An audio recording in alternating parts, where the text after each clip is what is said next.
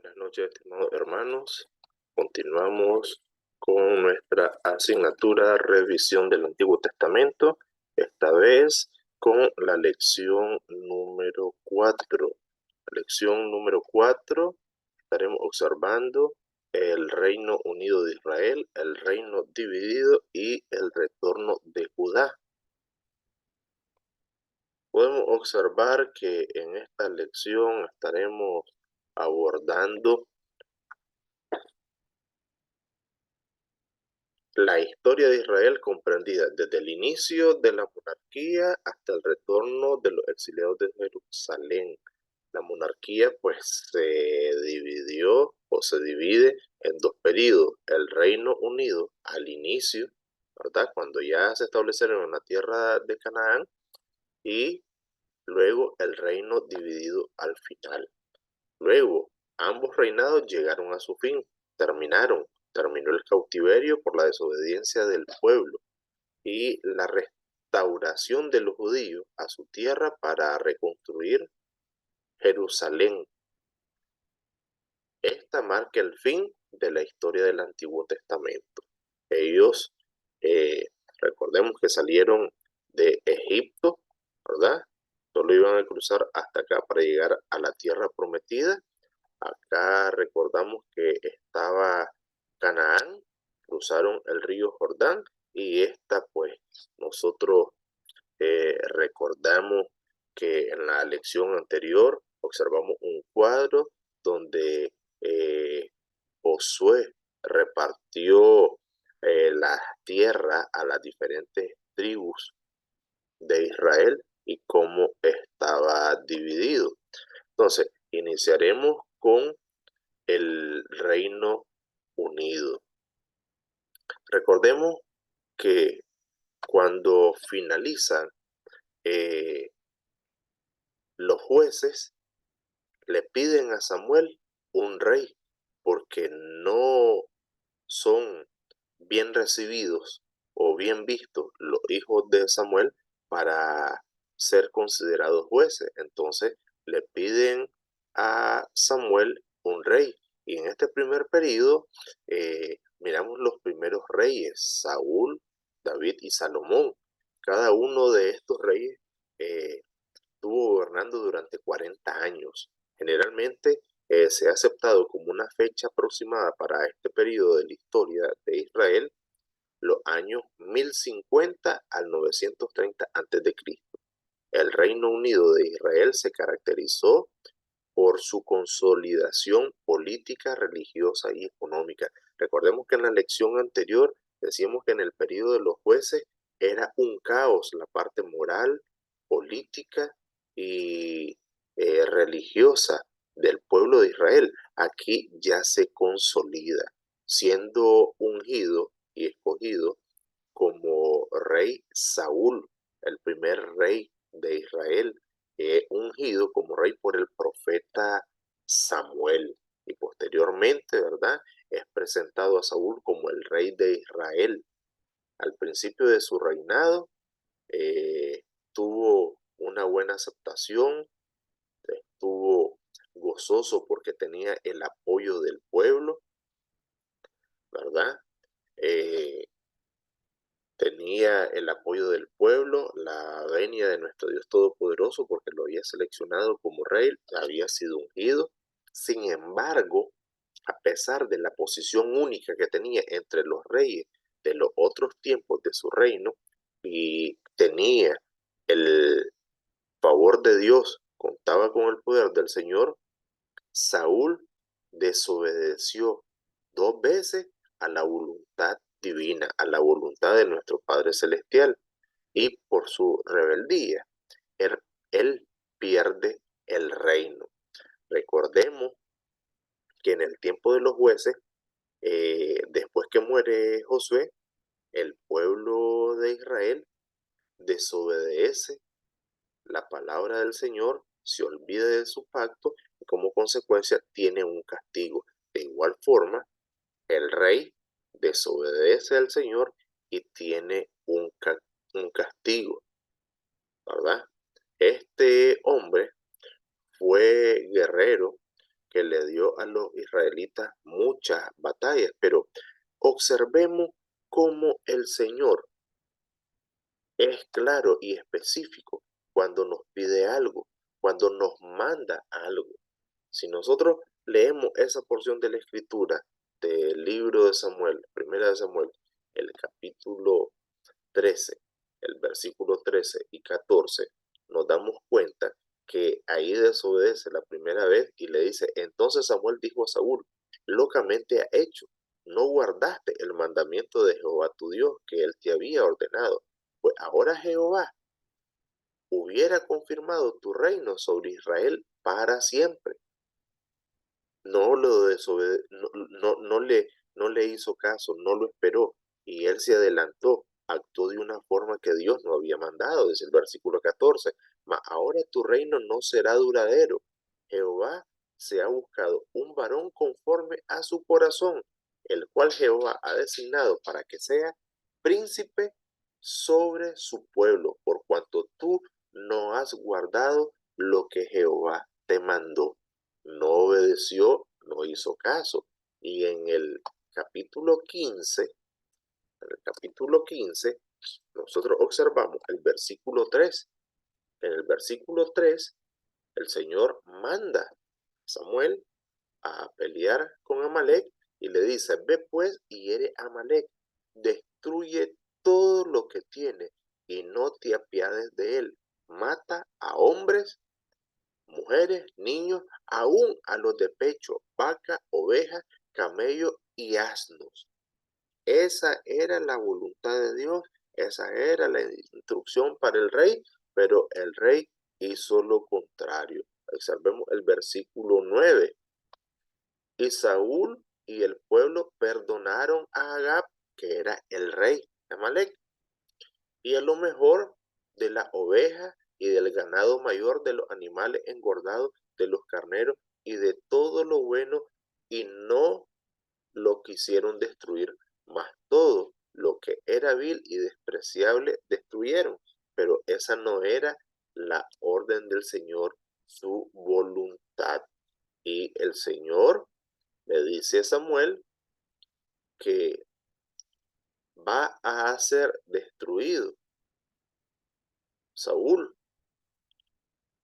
por desobedecer a nuestro Dios Todopoderoso.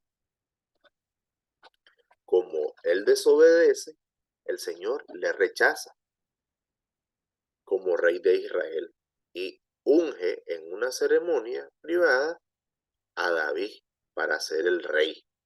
David, ¿verdad? No funge como rey inmediatamente, ¿ya? No lo hace, sino que sigue siendo pastor, cuidaba las ovejas de su papá, y su reconocimiento nacional fue dar muerte al gigante Goliat, y desde entonces Saúl empezó a sospechar y a tener celos de David y quería matarle. Dios lo rechaza, le dice que ya no va a ser el rey porque le desobedeció, y le dice a Samuel que busque a un varón, ¿ya?, de la tribu de Judá, ¿ya? Y todos los hijos de los hermanos de David estaban listos, pero escogen al más pequeño de la tribu. Y este varón pequeño, ya conocemos la historia, se burlaban de él porque eh, ni siquiera podía usar el uniforme que usaban eh, el ejército de Israel para pelear contra Goliat. Pero él, en nombre del Señor Jesucristo, en el nombre de Dios, ¿verdad?, de Jehová de los ejércitos, llega y defiende el nombre del Señor y mata a este filisteo.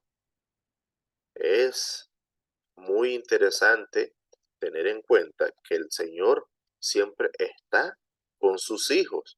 Jehová rechaza entonces a Saúl para que ya no siga siendo rey de Israel. Pero Saúl se resistía a aceptar la decisión de Dios. Él tuvo que convencerse y sentirse solo, sentir realmente que Dios lo había abandonado. Y en su desesperación, él hace llamar a Samuel de entre los muertos, porque el profeta muere, pero él no sabe qué hacer y va a consultar con una bruja, con una pitonisa, y que quiere saber y que le dice que va a suceder con él. Y ahí, ¿verdad? Se le predice, ¿ya? Que por su desobediencia, se le recuerda que por su desobediencia ha perdido el reino y se le predice que va a morir él y van a morir sus 3 hijos. Y eso, ¿verdad? Ocurre cuando los filisteos derrotan a los israelitas. Después de la muerte de Saúl, David llega a ser el nuevo rey de Israel. Y en menos de 10 años, de una década, todo el pueblo de Israel logra aceptar a David, quien había iniciado su reinado, ¿verdad? Solamente con la tribu de Judá. Pero el nuevo rey logró el respeto, el reconocimiento internacional para Israel y se distinguió como líder religioso e influyó en la organización sacerdotal, incluyendo el trabajo de los levitas y muchas conquistas que dieron origen a la consolidación de Israel como nación, eliminando a todos sus enemigos y reinando la paz. Entre los eventos más sobresalientes del reinado de David está el establecimiento firme del trono de David, la restauración de la adoración a nivel nacional, eh, con Jerusalén por su capital. Todos adoraban a nuestro Dios Todopoderoso. Se habla aquí en la escritura de que el coro que tenía David era impresionante para la adoración al Señor. Era muy lindo. Es más, ellos tratan de llevar el arca a Jerusalén y porque recuerdan de que debería de estar siempre la presencia de Dios en medio del pueblo de Israel. Y Moisés le había dicho al pueblo de Israel que el arca del pacto simbolizaba, ¿verdad? La presencia del Señor. David lo va a trasladar para que el pueblo vea que el Señor siempre está con ellos.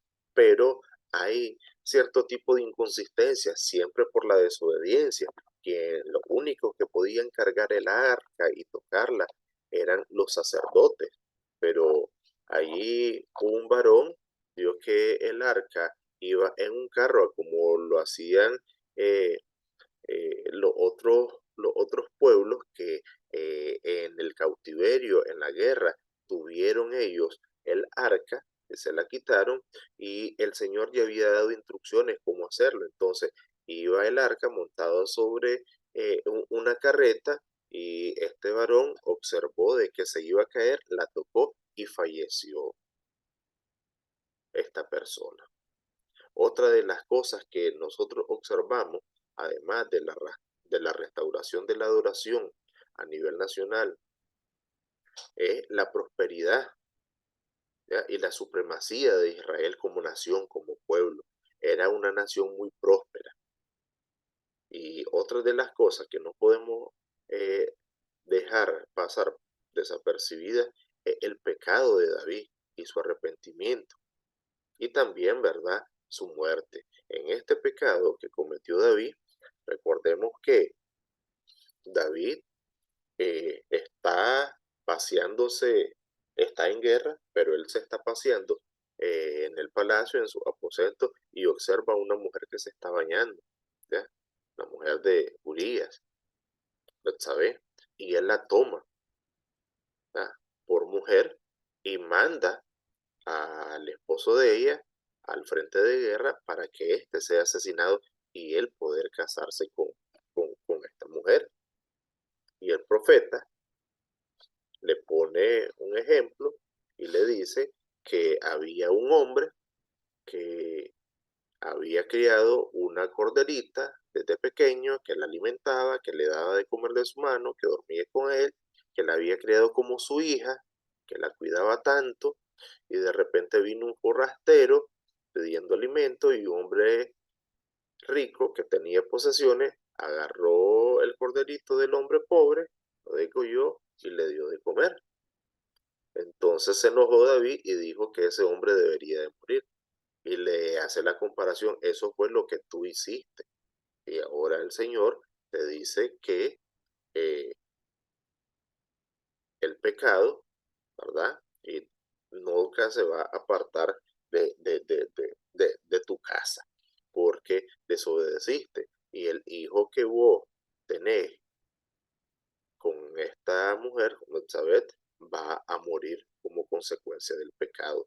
Siempre estamos marcando, estimados hermanos, que el Señor nos recuerda que le obedezcamos.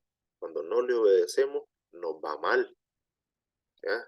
Dios le había prometido a David que de su trono iba a ser eterno y uno de sus hijos lo iba a suceder, que cuando él no estuviera, uno de sus hijos iba a quedar siempre en el reinado. Y este fue Salomón, hijo de David y de Betsabé, que fue la mujer eh, a la cual David observó y mandó prácticamente, hizo que asesinaran a su marido Urías. Fue proclamado rey, pero siempre hubieron problemas en su familia. El Señor le dijo que no se iba a apartar la espada de su casa y había problemas en la familia real. Salomón se unge como rey, se proclama, ¿ya? Cuando había muerto David,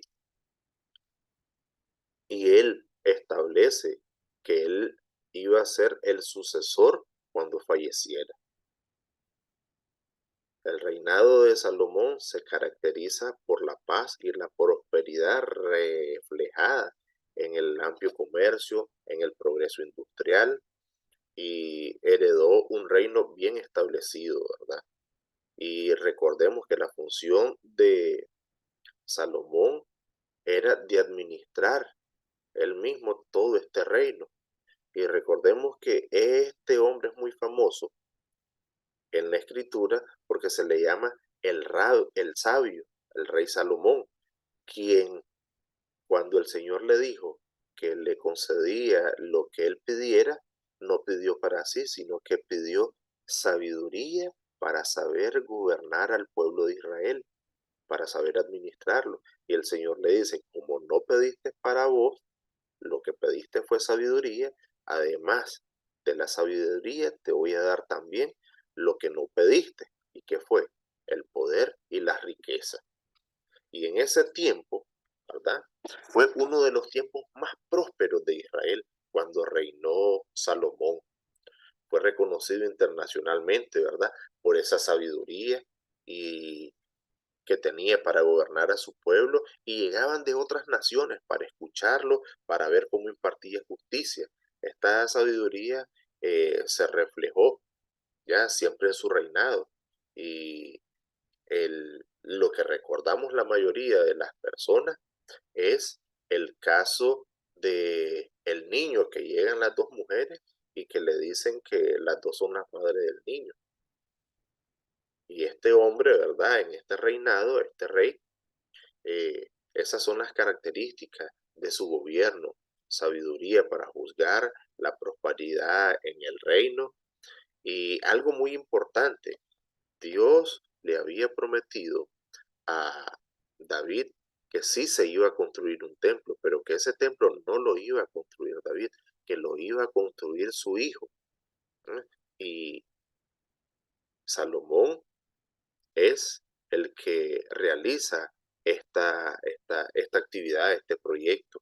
Además de que se caracterizó también el gobierno de Salomón por el comercio, ¿verdad?, con otras naciones.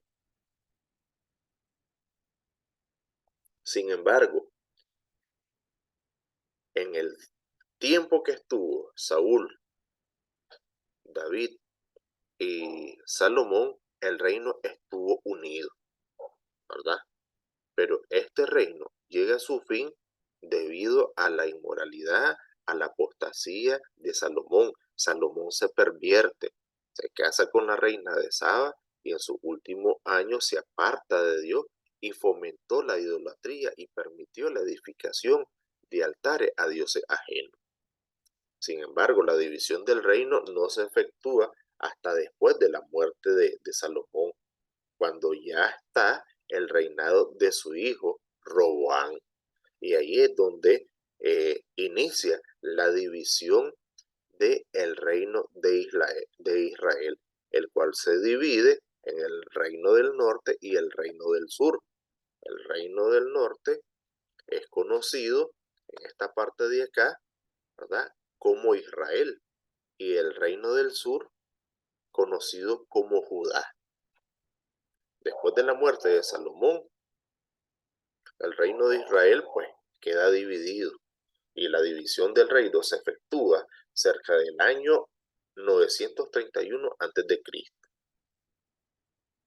Este reino, el reino del norte, estaba compuesto por 10 tribus, cuyo rey fue Jeroboam. Este reino finalizó en el año 722 a.C., siendo llevado el pueblo siempre eh, exiliado por los asirios. Fueron conquistados y los llevaron cautivos. Las ciudades capitales del reino fueron sucesivamente Siquén, Tirsa, Samaria, y el reino del sur, ¿verdad?, también fue conocido como Judá y consistía de las tribus de Judá y de Benjamín, quienes apoyaban a Robán, hijo de Salomón. Y el reino del sur llegó a su fin en el año 586 a.C., también siendo llevado al exilio, pero estos fueron llevados por los babilonios. La narración que se hace en la escritura, en la Biblia, con respecto al reino dividido, sus reyes, la dedicación a Jehová, la política, la idolatría, se registran, ¿verdad? Es bastante amplio, se registra eh, desde Primera de Reyes, desde el capítulo 12, hasta Segunda de Reyes, el versículo 25, el capítulo 25 y el versículo 30. También lo podemos encontrar en Segunda de Crónicas, desde el capítulo 10, versículo 1, al capítulo 36, versículo 23. Ahí hay mucha información acerca de las situaciones que vivió tanto el reino del norte como el reino del sur, ¿ya? También los escritos de los profetas de Isaías, de Jeremías, de Amós, de Oseas y otros, ¿verdad?, nos dan bastante información al respecto de cuáles eran en ese entonces las condiciones políticas, sociales, religiosas del pueblo de Israel y de Judá, la cultura contemporánea de esas naciones con las cuales Israel, ¿verdad?, y Judá tuvieron relación. Cada uno de estos reinos tuvo una sucesión aproximadamente de 20 reyes, ¿verdad? Aquí nosotros vamos a observar quiénes eran los reyes del norte y quiénes eran los reyes del sur. Aunque se repitan los nombres, no quieren decir que se trate del mismo rey o de la misma persona. Vamos a ver acá, aquí estaba el reino dividido. Entonces, la parte del norte era Israel, el reino del norte, la capital Samaria. Aquí tenemos Judá, el reino del sur. Del reino del norte, los reyes de Israel eran Jorobán, Acab, Nadab, Ocasías, Baasás, Harán, Elá, Jehú, Sanri, Joacás, Onri, Joás, Jorobán II, Pecaía, Zacarías, Peca, Salud y Oseas. Y en la parte del sur, los reyes de Judá eran Roboán, Atalía, Abián, Joás, Asá, Amasías, Josafat, Usías, Jorán, Jotán, Ocosías, Acaz, Ezequías, Joacás, Manasés, Joacín, Amón y Joaquín. Esos eran los reyes que estaban en los diferentes reinos. Los reinos de Israel y Judá, aunque tuvieron diferente duración, ¿verdad? Ambos, los dos reinos, llegaron finalmente a un término, finalizaron esos reinos. ¿Por qué? Porque ellos fueron cautivos por naciones extranjeras. Y como siempre, ¿por qué fueron cautivos? ¿Por qué desaparecieron? ¿Por qué llegaron a su fin? Por la infidelidad a Dios, por no cumplir sus mandamientos, por no cumplir sus palabras. ¿Ya? Y el desarrollo progresivo del pecado, en vez de finalizar, más bien iba aumentando, iba aumentando. Se dice que en el año 722 a.C., el reino del norte fue llevado cautivo y la ciudad de Samaria quedó completamente destruida. Y nunca más en las páginas de la Biblia se hace mención de las 10 tribus de Israel en el exilio o después del exilio, por lo cual, ¿verdad? Se le dice generalmente que estas son las tribus perdidas de Israel. Por otra parte, el reino de Judá fue llevado cautivo a Babilonia en el año 586 a.C. y la ciudad de Jerusalén, la capital del reino, fue destruida. Sin embargo, de esta tribu sí hay referencias bíblicas de su exilio y de su retorno, por lo cual, ¿verdad? Se establece que Jesucristo, el Mesías y Salvador del mundo, nació de Judá en cumplimiento a las profecías que aparecen en Isaías, de acuerdo a esa promesa, ¿verdad? A David, que su trono sería eterno. Quisiera que leyéramos especialmente Isaías 2:4. Isaías porque eh, esta promesa nosotros muchas veces en lo personal la utilizamos para hablar acerca del origen de la iglesia, que fue profetizado el reino de la iglesia de Cristo con la venida de nuestro Señor Jesucristo. ¿Ya? Y podemos leer nosotros desde el versículo 1 hasta el versículo 4 lo que vio Isaías, hijo de Amós, acerca de Judá y de Jerusalén. Acontecerá en los postreros de los tiempos, va a suceder en un futuro, dice, que será confirmado el monte de la casa de Jehová como cabeza de los montes. Aquí cabeza se refiere a algo que es lo principal, y monte se refiere a un lugar con una posición elevada de autoridad, de poder, ¿verdad? Ser elevado, ser exaltado, a eso se refiere. Dice que va a ser la cabeza es el órgano principal que dirige todo de los montes, y ser exaltado sobre los collados, y correrán a él todas las naciones, y vendrán muchos pueblos, y dirán, venid, subamos al monte de Jehová, a la casa del Dios de Jacob, y nos enseñará sus caminos y caminaremos por su senda. Mire qué interesante. Todos vamos a concurrir de todas las naciones del mundo a este reino, a este monte, a la casa de Dios establecida por nuestro Señor Jesucristo en diferentes lugares. Y ahí, en esa casa, va a haber enseñanza, va a haber guía, porque dice, y caminaremos por su senda. Nos va a decir cómo debemos de comportarnos, cómo deben de ser nuestros días y cuál es la enseñanza que vamos a recibir, y caminaremos por su senda. Ahí hay ideología, forma de actuar, forma de pensar, o acaso nosotros, ¿verdad? Latinos que hemos estado influenciados por las diferentes filosofías revolucionarias, no hemos escuchado esa frase, yo voy a caminar y voy a seguir la senda que el Che trazó, ¿verdad? La misma filosofía, el mismo comportamiento, esa misma ideología, nada más que aquí no es ideología, es mandamiento por nuestro Padre Celestial para tener un estilo de vida acorde a la voluntad de nuestro Señor Todopoderoso. Y eso pues nosotros lo predicamos cuando andamos evangelizando. Y es interesante esto porque dice que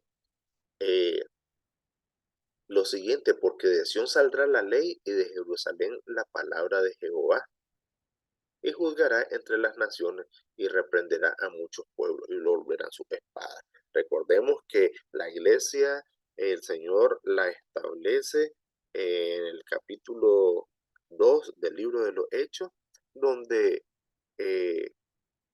se confirma el día de Pentecostés, el surgimiento de la iglesia de Cristo cuando se bautizan 3.000 personas. Y dice que allí habían de todas las naciones bajo el cielo, partos, medos, elamitas, los que habitaban en Mesopotamia, más allá del Jordán, en Asia, en África, en Panfilia, en Frigidia, en un sinnúmero de lugares, ¿verdad?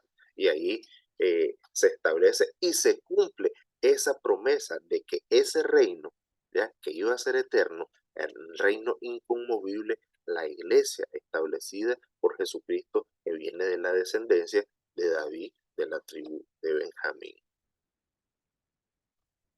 Acá también continuamos que una vez, ¿verdad?, que el pueblo es destruido y ya está la promesa, hay sí, ya, un retorno, ¿verdad? Un retorno, un regreso a Judá, ¿ya? Dios había determinado a través del profeta Jeremías que, que Judá iba a estar 70 años en el exilio. ¿M? Y luego ellos iban a regresar del cautiverio, de estar ahí exiliados, y que eso iba a ser el resultado, ¿verdad?, de la confirmación de Judá como el pueblo de Dios.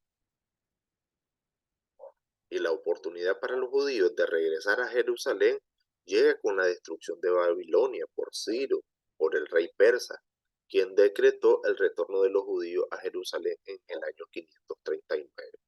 Vean, nosotros lo podemos observar aquí en el libro de Esdras, ¿ya?, de Esdras, en el capítulo 1, del 1 al 4,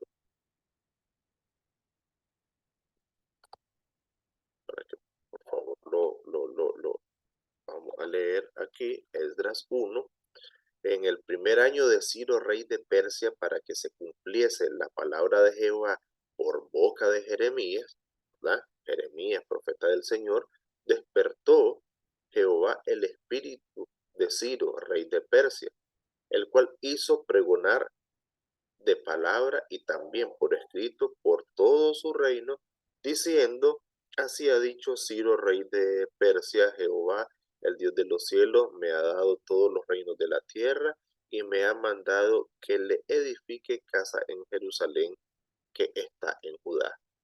Quien haya entre vosotros de su pueblo, sea Dios con él, y suba a Jerusalén, que está en Judá, y edifique la casa a Jehová Dios de Israel, la cual está en Jerusalén.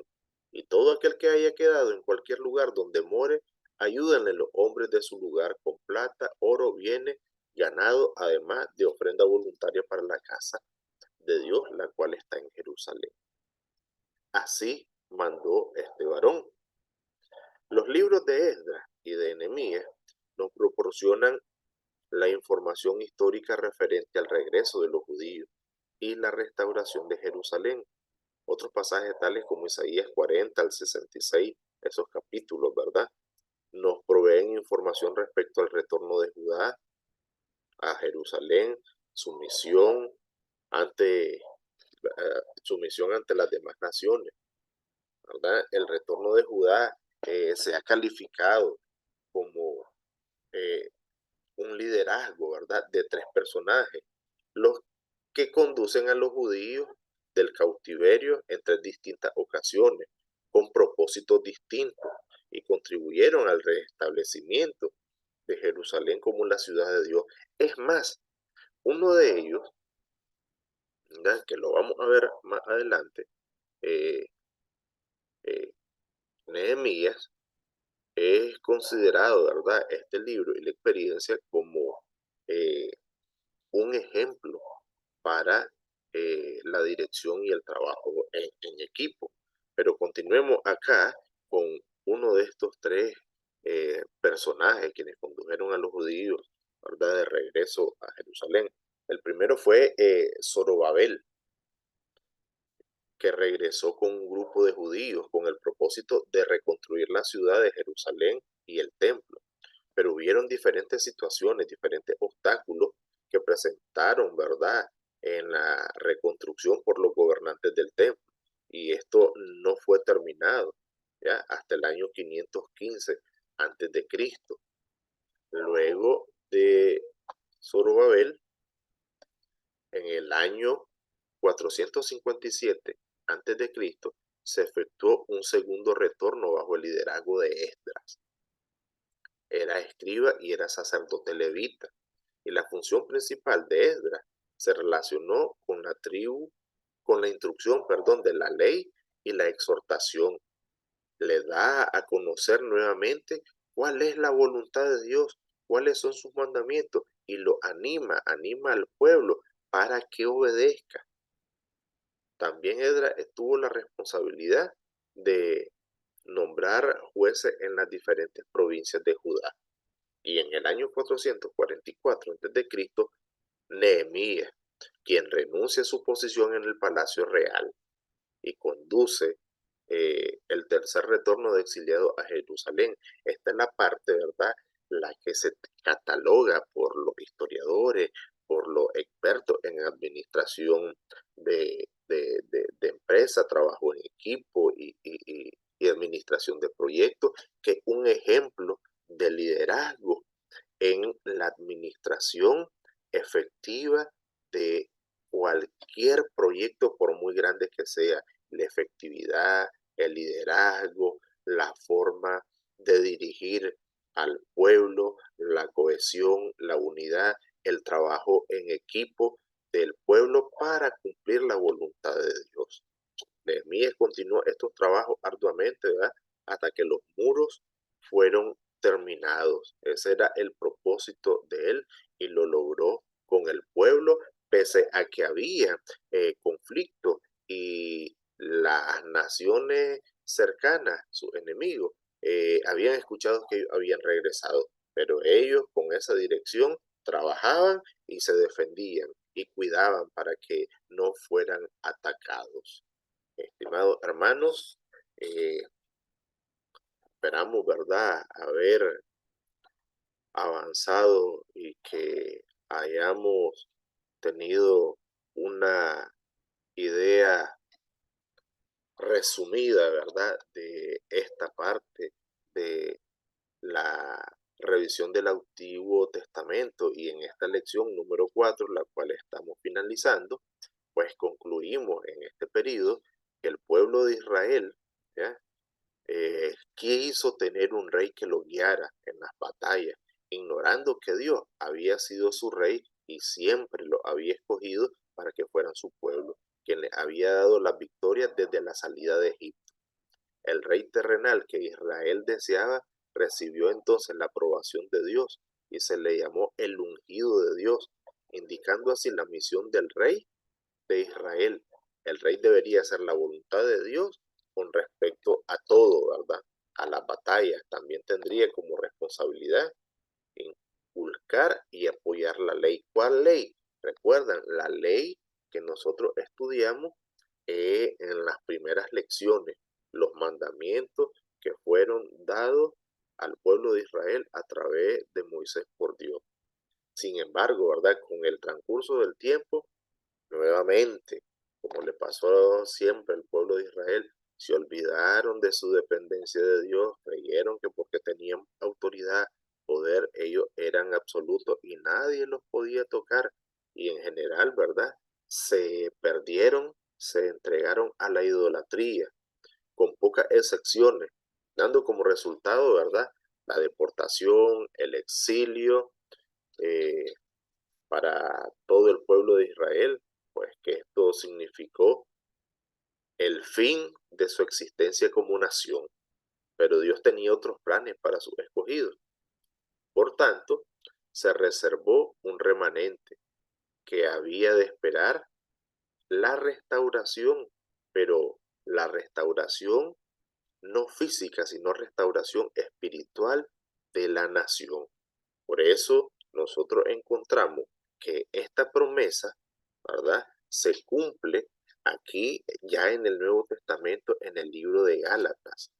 Y por cuanto vino el cumplimiento del tiempo, Dios ya había previsto que iba a haber un tiempo donde iba a restaurar su nación, su pueblo santo, ¿verdad?, su real sacerdocio. Dios envió a su Hijo, nacido de mujer y nacido bajo la ley, según Gálatas 4:4. ¿Quién fue el que nació de mujer, Hijo de Dios? Nuestro Señor Jesucristo, quien vino a dar su vida para el perdón de nuestros pecados. Y esa parte, de verdad, ya tenemos hasta aquí la historia, la revisión del Antiguo Testamento. Obviamente, de verdad, están otras partes que cuentan de la historia y de los consejos de Dios a través de los profetas menores y a través de los profetas mayores, ¿verdad? Pero pues por las características de este estudio tenemos eh, bastante condensado esto, pero les animo, estimados hermanos, que estudiemos. El cristiano siempre debe de estar en constante estudio, en constante lectura de la escritura, porque muchas veces leemos un pasaje y no captamos, ¿verdad? No discernimos toda la riqueza, la información que el Señor tiene para cada uno de nosotros. Lo leemos 2, 3, 4 veces y cada vez que lo leemos encontramos más información y comprendemos mejor la palabra del Señor. Vamos a presentarle a continuación, estimados hermanos, las preguntas. Las preguntas de la lección número 4. El cuestionario, la primera pregunta, ¿quiénes fueron? Esta está facilita. ¿Quiénes fueron y cuántos años reinó, perdón, y cuántos años reinó cada uno de los tres reyes? Imagínense, ya le está diciendo quiénes fueron y cuántos, quiénes fueron y cuántos años. Reinó cada uno de los tres reyes del Reino Unido. ¿Y cómo se caracterizó este periodo? 2. ¿Por qué fue ungido David como el nuevo rey de Israel y hasta cuándo comenzó a reinar? Mencione los eventos sobresalientes del reinado de David y Salomón. Mencione el número de tribus que formaron los reinos de Israel y Judá al dividirse el Reino Unido. Explique cuál fue la misión de los tres líderes del retorno de los judíos a Jerusalén. Estimados hermanos, ha sido un gusto, un placer estar con ustedes en este tiempo. Estaré enviándole las preguntas para el examen final que estará siendo programado por nuestro hermano Jesús.